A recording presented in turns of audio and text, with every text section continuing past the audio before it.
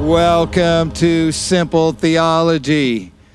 I'm excited we are going to actually make some progress in this book. We're tackling the book of Ecclesiastes. And I want to apologize for last week. I put out way too much material. I was way too hyper and went fast. I realized I was trying to give you guys a bunch of material. I'm trying to give you guys some study stuff so you can go study on your own.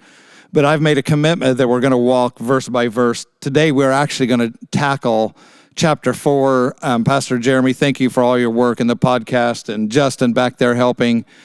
Justin caused me to lose my glasses a minute ago, so I had to go find some other ones. But there is an outline that's available on our app. Also, there is the one another's of the New Testament we're going to do, and Jeremy's going to put that on the app for you and have for you. So there's some study stuff that you can go through. Actually, they can't move the cameras, but over on the wall it says the Blended Church Creating Culture, and they're the one another. So, this chapter we're going to open in the first few verses about justice again. I'm just going to briefly touch it, but then this chapter is going to talk about how to deal with people. This is one of the major issues of life, is learning how to deal with people. Learning how to deal with people with different personalities, different mindsets, and learning. This is a big part of success in life, is learning how to do this. And look, not only do we have to have that relationship right, but we have to have this one right between us, because we were never meant to do life alone. But let's crank it off, start in verse 4. Again, Pastor Jeremy, thanks for putting all this stuff up.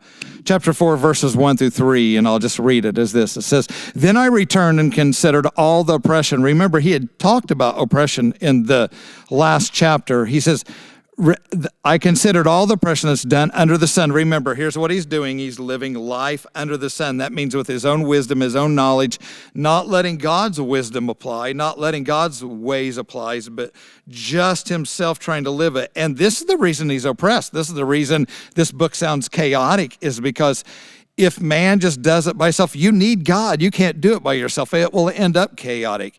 He said, all the oppression that's done under the sun. And look, the tears of the oppressed, but they have no comforter. On the side of their oppressors, there is power, but they have no comforter.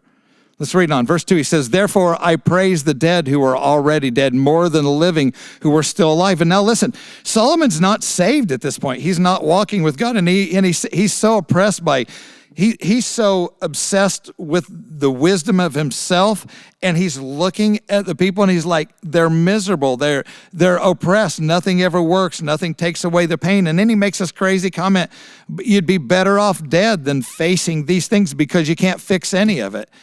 And he said it'd even be better than those who are still alive, the living, if you were dead. In verse 3, he says, "Yet better is both he who has never existed, who has not seen the evil work that is done under the sun." The reality is his life is unfair, guys. And Solomon just realized, with all the wisdom trying to tackle everything, he realized nothing's ever fair.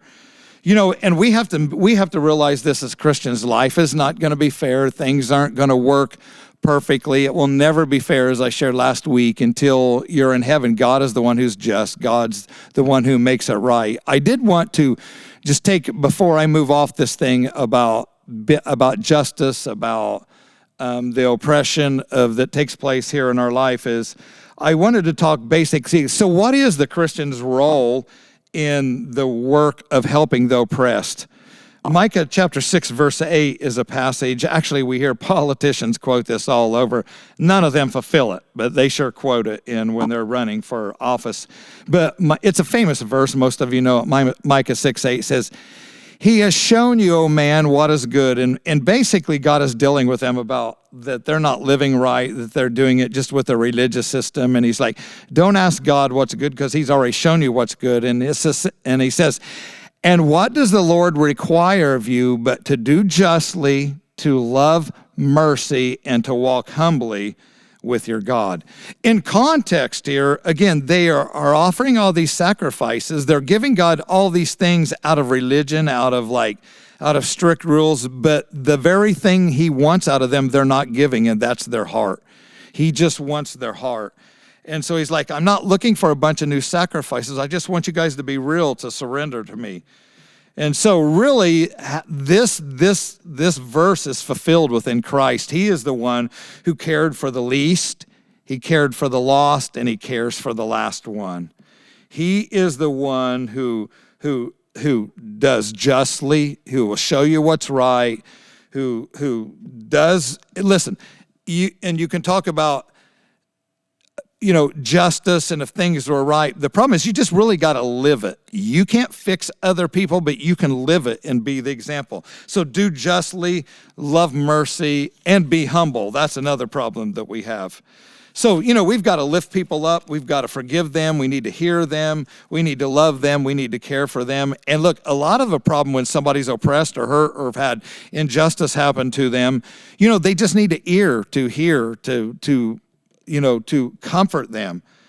And so I wrote down this: you need to walk it, you need to talk it, and you need to live it. Let's move on. Ecclesiastes chapter 4, verses 4 through 6. This is the lonesome rivalry and its alternative. This is when he begins to talk about people and relationships and friends. And he says in verse 4, he's going to talk about three groups of people that if you break these apart in the next verses, he's going to talk about evil people, he's going to talk about foolish people, and he's going to talk about wise people.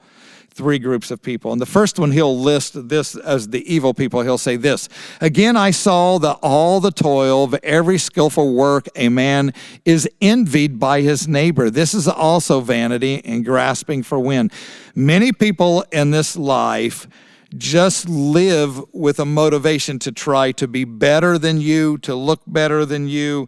The reality of it is they try to get status and possessions and accomplishments to say they are better. This is a big problem with comparison. And let me tell you what feeds into this is social media. You look at somebody else's social media page and they'll tell you how great life is and all that, and you think that you just want to be like them or better than them. The reality of their life is not perfect either. And then we get into this comparison thing, and it's demonic. Quit trying to compare yourself with somebody else. And because God has created you different and you have different roles, and then don't be envious of somebody else. Like many times if you'll be honest with yourself, I know this is very tough. But you have to be honest with yourself. And if you're looking down at somebody else, maybe you ought to say, am I just being envious of what they have, the gifts they have? We don't know what how they got this gift and they've refined it. They've worked it. And so to be jealous of them is a terrible thing. But it's like keeping up with the Joneses was the old slogan. I just want a house that looks better than yours and all that. The Bible has so much to say about envy and these problems. And I'm not going to put these verses up, but if you want to study it, Psalms 37:1, Proverbs 3:31, Proverbs 23:17, Proverbs 24:1 talk about the disaster of envy and living life that. Quit letting the world try to compare you with somebody else.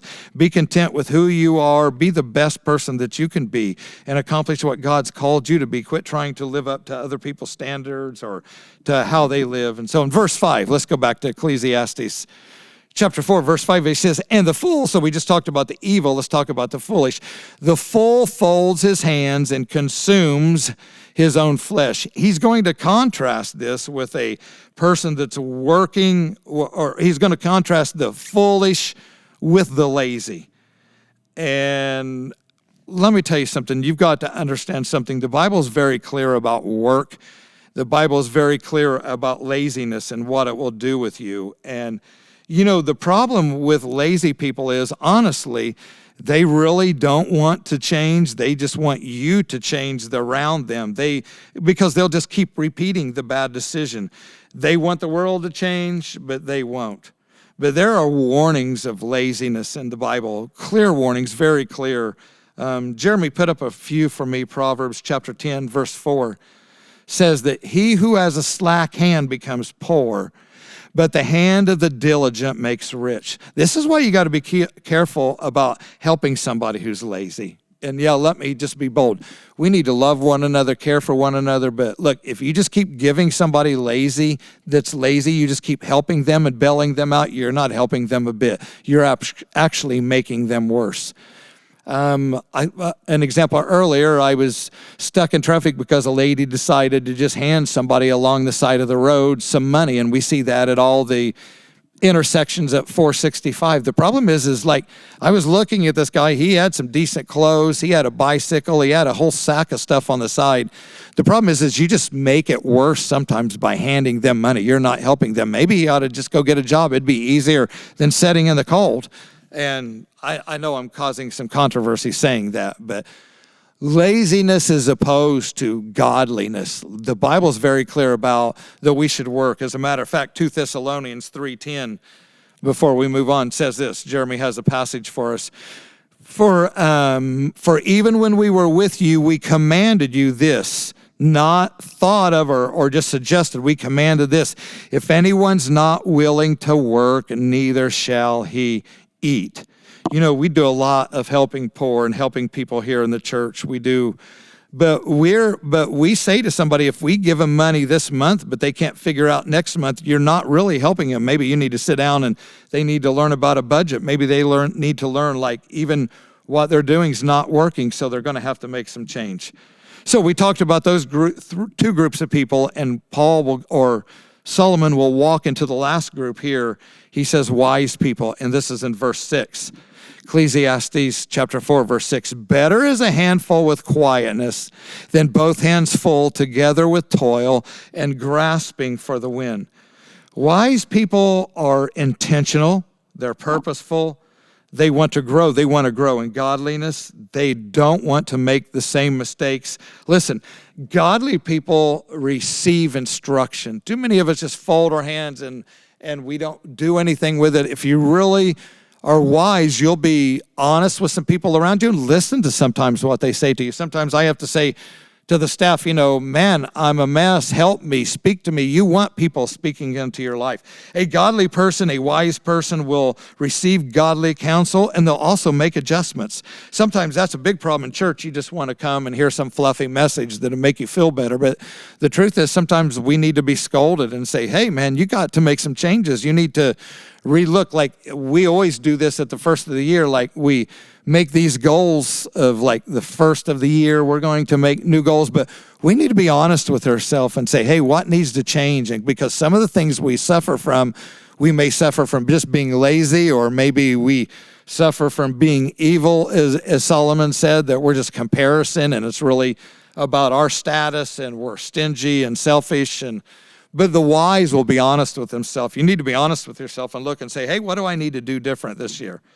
So there's a statement that's been used by some old theologians. I love this. I remember hearing this in Bible school, but one theologian used this word: use one hand to provide for yourself. Work and use a hand to provide for yourself. Use the other hand to reach out and help somebody else. That is the wise person. Use one hand to provide for yourself and use the other one to help somebody else. Many times, not intelligent people again, it's about themselves and they want you to help them, but they're not trying to help anybody else, and that's a problem. A principle is what you do to others, then God will bless you back, and so you've got to learn to help one another. Are we okay? You good? So, who was this? There was I know who it was. The guy who had started Minecraft was a founder of Minecraft and sold it, was rich, buku rich. I was reading through some of the quotes of some rich people when I was looking through about Solomon, and they received everything, they got everything worked, and then they ended up miserable in life, just like Solomon. And this man said this: the problem with getting everything when you get everything you want is you run out of reasons to keep trying. And then human interaction becomes impossible due to the imbalance in your life. When you think, if I just got this, I'd be happy, it's a lie. And really, when you get it all, it causes an imbalance. And then here's what happened with Solomon. He started losing friends. And it's at this point in the passage that Solomon starts to realize, man, he doesn't have a marriage. He's got all these wives. He has no marriage. He's walked away from the first love of his life. He's like accomplished all of his goals and downtrodden to other people, used them for his advantage and abused them. And now he has all these things and he's just not happy and he's miserable. And that will isolate you. That's where Solomon finds himself. In Ecclesiastes chapter 4, verses 7 through 8. I love this. It reads, "Then I returned and saw vanity under the sun." In verse 8,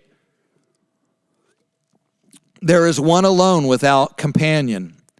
He has neither a son nor brother, yet there is no end to all of his labors, nor is his eye satisfied with the riches.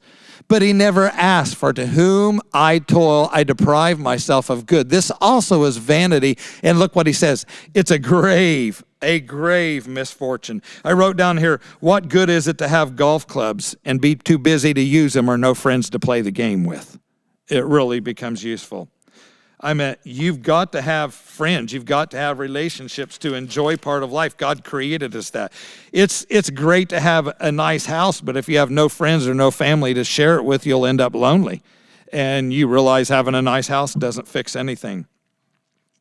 Let me wrote, and I don't know how to say this better. I wrote this down as I was studying, praying through this passage.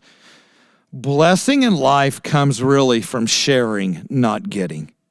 When you learn that, when you really get blessings, when you learn to share them and help pick other people up, that's what they were made for, not just to give to you. We work for money, and then you get the money and you find out you're not happy, or you work for a title and you got the title and you didn't help anybody else up, you'll find out you're miserable. But if you work for a title and you want to help pick other people up, that's when the title becomes effective. When you work for a living and you bless other people and help them, that's when your blessings becomes great. Look, when you're living selfish and self-seeking, it will make you miserable. But when you live generously, when you're a bountiful giver, we don't harp on finances in this church, but listen, you've got to learn to be a giver, and you need to learn, when you understand the principle of giving, man, it will bring bountifulness of your life. And actually, what you give, then that's the things that will be multiplied.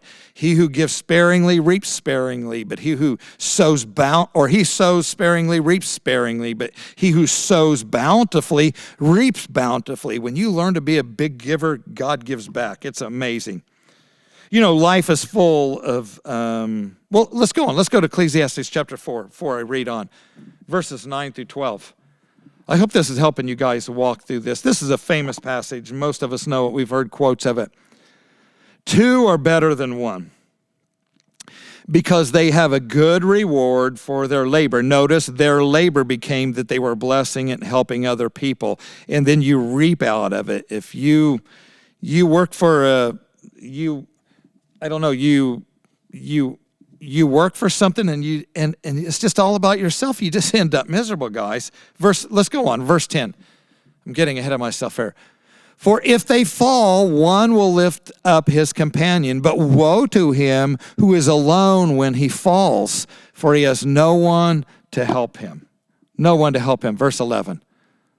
"Again, if two lie down together, they will keep warm, but how can one be warm alone?" And verse 12, Solomon writes, "Though one may be overpowered by another, two can withstand him, and a threefold cord is not easily broken."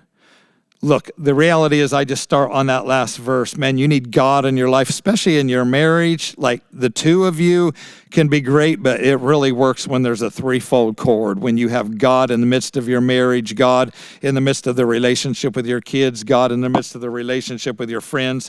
Life is full of good, bad, wins, losses, ups and downs, but we need people. We need real friends. So let me say this to you. Who have you picked up lately? Who have you helped? Instead of using your friends for your comfort, who have you really, when you say to your friend, man, I want to help them, I want to bless them, I want to do something for them. This is the meaning of life and what gives meaning to life, when you help other people succeed. We're too busy trying to tear one another down. We're too busy trying to break one another or expose one another. I mean, the reality is we're all sinners and messed up. We all deserve to be exposed, and we have by sin. But we as Christians ought to be loving one another and caring for one another, pick one another up, help one another. You know, life can't be done alone. And let me say this, very important. It's critical that you have a relationship with God, but your relationship with God will never be right until you also have relationships with others. And God is important that you realize this. It's about other people in your life, just not you. Just don't come to the church and say, I want to hear from God. I want to hear from God. Hey, what about the person next to you? Did you pray for them? Did you consider them? Did you think about them? This is what Christians do. We think different. We ought to have relationships. We ought to have friends. We ought to have community. We ought to have discipleship. This is what makes us strong. And this is why you need a church. Can you be saved without the church? Sure you can. But let me tell you something. You'll never be the Christian you need to be if you're not locked into a church. Don't be foolish. The letters were written to the people in church. You'll never really hear fully from God or be the person that you need to be. You need to be involved in helping other people, being a part of a community, being a part of church, being a part of small groups. You need to be fed. You also need to be a part of small groups that you help each other. You protect one another. You fight for one another. You help teach one another. As a matter of fact, I've done this a billion times, but there are 59 one another's of the New Testament. Jeremy's going to put this out on the outline for you, as I told you earlier. He'll put it out on our church app. But just let me walk through a few of these. If you'll put those up for me, Jeremy. I love these. Out of the positive, look, 59 of them in John 13:34 says, love one another. This commandment occurs at least 16 times in the New Testament. In Romans chapter 12:10, it says, be devoted to one another. Romans 12:10 says, honor one another above yourselves. Look, these are the commandments of the New Testament, not suggestions, not the great ideas. These are commands. And until we learn to live these, we miss it. This is why you have to have a church. It's not all about you and yourself. I mean, we have got to learn to love one another and care for one another. And we live in a society, politicians have caused us to hate one another and be against. In Romans chapter 12:16, he says, live in harmony with one another. Romans 14:19, 1 Thessalonians 5:11 says, build one another up. Can I ask you, who have you been building up? Who are you living in harmony with? Who are you honoring? The next one says, Romans 15:5, be like-minded towards one another. And this is how we need to treat one another. Romans 15:7, accept one another. That means knowing they have problems. Do you accept them? Do you help them? Do you cover for their mistakes? Do you cover for their pains? Excuse me. Romans 15:14, Colossians 3:16 says, admonish one another. Romans 16:16, greet one another. 1 Corinthians 12:25, care for one another. Galatians 5:13, serve one another. Galatians 16 says what, Pastor Justin? Bear one another's burdens. Pastor Justin, bear one another's burdens. That's a personal joke. I don't know if you can hear him sing. I was teasing him earlier. Anyway, Ephesians 4:2, verse 32, Colossians 3:13 says, forgive one another. Man, you got to let go of grudges. Guys, you got to let go of the grudges. Ephesians 4:2, Colossians 3:13 says, be patient with one another. Ephesians 4:15 and verse 25 says, speak the truth in love. You can speak things to people that may be correctional or maybe a bit, but you've got to do it in love. You don't do it negative or like you're Lord or you're putting them down. This is a big problem with even like us, like fighting for justice or speaking for other people. Like we need to stand, like we need to have mercy and stand for justice. Like with abortion, abortion is killing of babies, guys. There's just no other way about it. But the reality is you can't call them murderers or call them names or have hate speech towards people who, like, that's the problem. We've not done it in love, so your words become useless. The same as racism. Like we need to stand against racism, but we don't call other people's names or we don't, burn other people down. It's just not that way. We need to be different. We need to speak the truth, but speak the truth in love. Let's go on. Ephesians 4:32 says, be kind and compassionate to one another. Ephesians 5:19 says, speak to one another with psalms and hymns and spiritual songs. Ephesians 5:21 says, submit to one another. I mean, this ought to bring conviction to every one of us. Philippians 2:3. Oh, hear this. Paul says, consider others better than yourselves. Woo! Is there anybody in the house that can hear? We ought to consider others better than ourselves. I heard one of the pastors says back there say, yeah. Philippians 4:2 says, look to the interest of one another.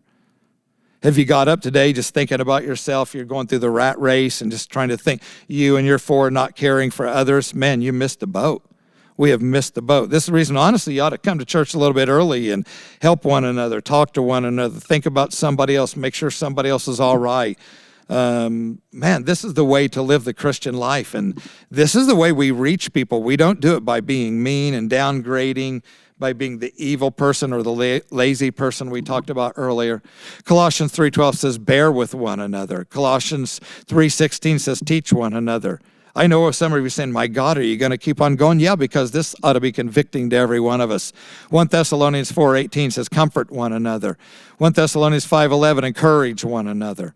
Hebrews 3:13, exhort one another. He says, and he goes on to say, while the day is here, you better think about blessing and building somebody else up. Hebrews 10:24, stir up, provoke, or stimulate one another to love and to good works. 1 Peter 4:9, show hospitality one another.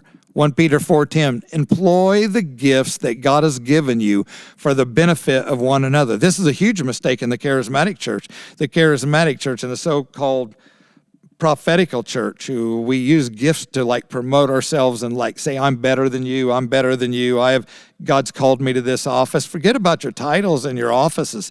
You ought to be doing this stuff to help one another. If God's given you a gift, it wasn't to bless you, to get you to drive around in your Rolls Royce and look rich and famous and have a nice hairdo. It was that you could help other people and make a difference in people. We've missed these principles in the kingdom of God. So use your gifts to help one another. 1 Peter 5:5 says, clothe yourself in humility towards another. Maybe you've accomplished something they haven't, but like, what are you trying to do with that? You want the accolades of the self, of the pride, or maybe you ought to just humble yourself and love one another and help build them up. James 5:16 said, pray for one another. James 5:16 also said, what? Confess your faults one to another. And then he will go on to say that you may be healed. Sometimes you may not get healed because you're not willing to admit your own faults. And sometimes as a church, when you're confessing to one another and talking to one another and loving one another and serving one another, that's when you find healing. Sometimes healing's held from us. We say, well, if you just had faith, sometimes you can have all the faith in the world, but faith doesn't guarantee you're going to be healed. Talk about Trophimus in the New Testament. Talk about Miletus in the New Testament. These guys had faith. Paul had faith, but couldn't even fix the disease in Timothy's stomach and had to say, drink a little wine, which was medicinal purposes. And so sometimes it's not just faith. Sometimes you confess your faults to one another, and then you will be healed. Sometimes we need to humble ourselves. He goes on to, in Colossians 3:9, do not lie to one another. Romans 14:13, stop passing judgment on one another. Just because they wrote something on Facebook, or they like somebody you don't look, or they don't see something that you see, and then we demean them and we judge them. Look, you're going to be judged for that. Be careful about the judgment you place on yourself or on others, because you'll be judged in the same way. Look, there are some pastors that I don't like, but you'll never hear me say anything about them publicly. It's not my job to correct them. They're God's child, and let God deal with that. And I have enough trouble taking care of myself, keeping myself in line, let alone worrying about everybody else. Galatians 5:15 says, if you keep on biting and devouring each other, you'll be destroyed by each other. If you have a judgmental spirit and you're judging and condemning one another, let me tell you something. It will bite you, I promise you. It will bite you, I promise you.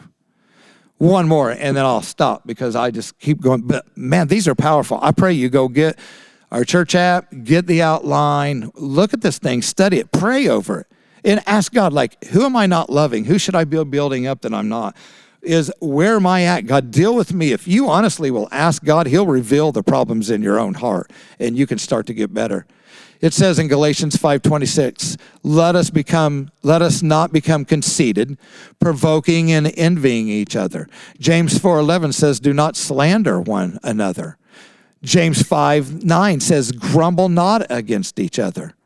Ephesians 4:25 says, We all do this because we're in a real sense members of, we do all this because we are in a real sense members of one another. That's in Romans 12:5 and Ephesians 4:25. Here's what he's saying. They're members of your body. Who of you just slams your foot?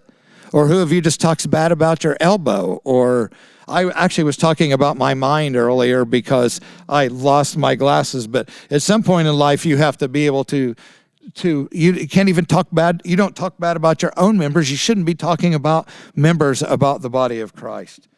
So do you got it? Do you get it? This is why we need one another. And when we start living these simple principles, I could go into all sorts of deep things about relationship, but when you just start using these simple principles, when this becomes a part of your culture or who you are, then that's when you'll begin to build one another up, lift one another up, and that's when you'll see the promotions of God.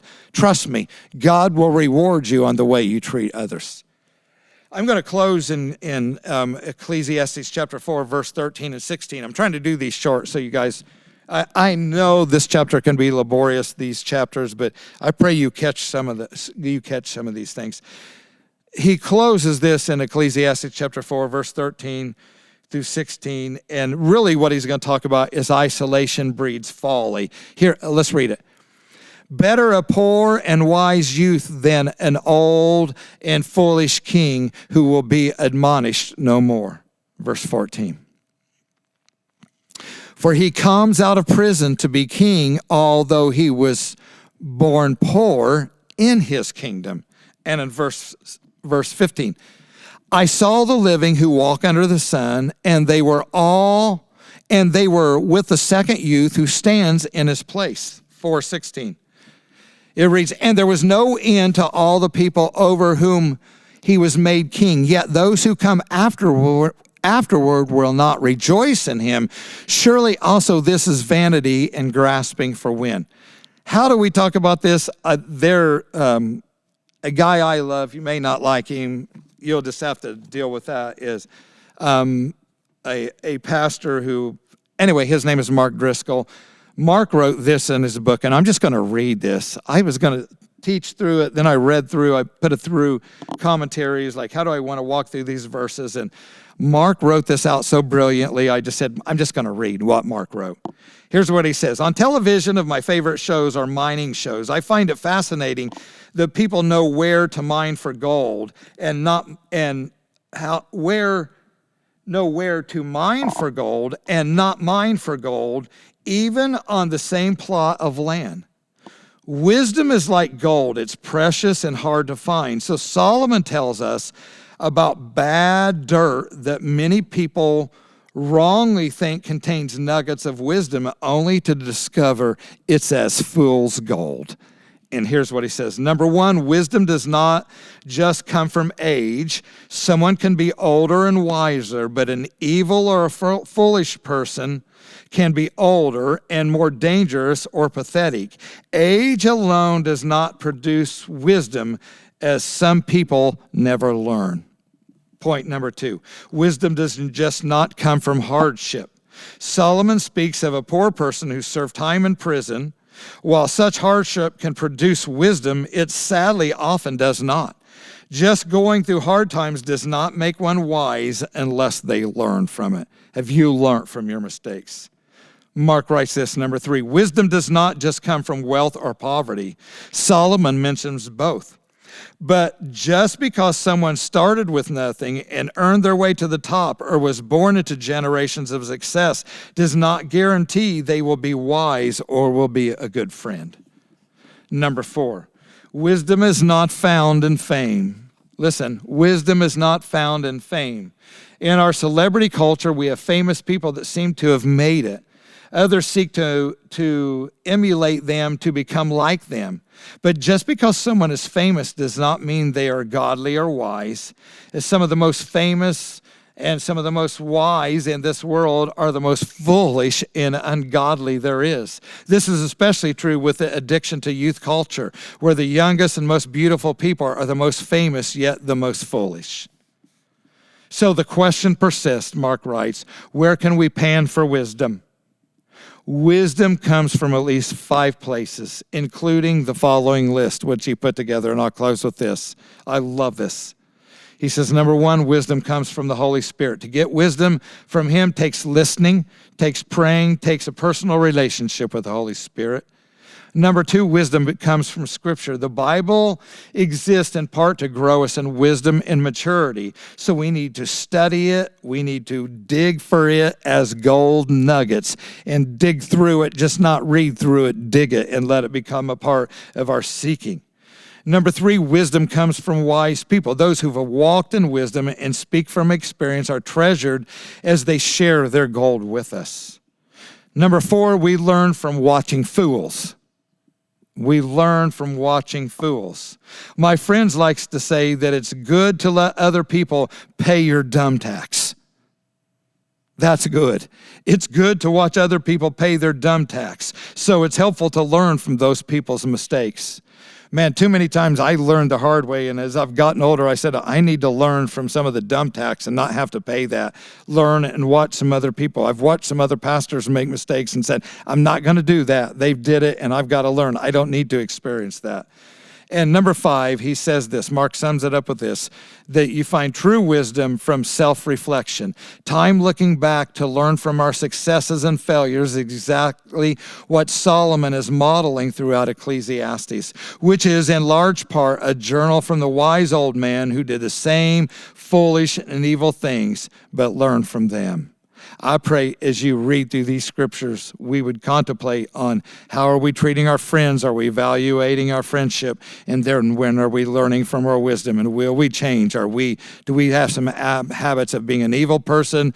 Do we have habits of being lazy people? We ought to fix those. We ought to become a wise people and apply these principles. Hey, we love you. We've got an amazing service this week. I just heard through the message. It is going to be brilliant, fun. We have live animals in the sanctuary, pictures with the family, some great things this Sunday, some great worship, some fun things. I promise it's going to be a Christmas to remember. We'd love to have you this Sunday. There are some great groups this week. Hey, may God bless you. Share the podcast with others. We love you guys. May God bless you in Jesus' name.